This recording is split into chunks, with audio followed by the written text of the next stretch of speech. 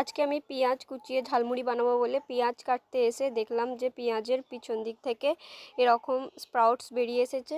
ওটা দেখে আমি ভাবলাম যে এই পেঁয়াজগুলো থেকে আমি পেঁয়াজ কলি বা স্প্রিং অনিয়ন বার করব, হারভেস্টিং করব। আমি ওই জন্য পেঁয়াজের খোসাগুলো ছাড়িয়ে নিচ্ছি।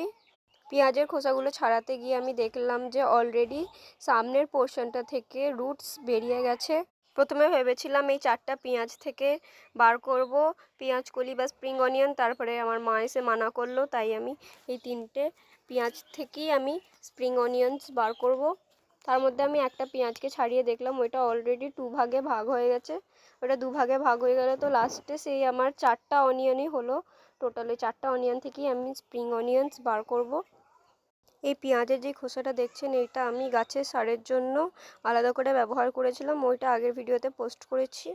পেঁয়াজগুলোকে আমি সেট করার জন্য বোতলে ফুল জল ভরে এরকম করে লাগিয়ে দিয়েছিলাম। এর রেজাল্টটা 1 উইক পরে দেখবেন আপনারা।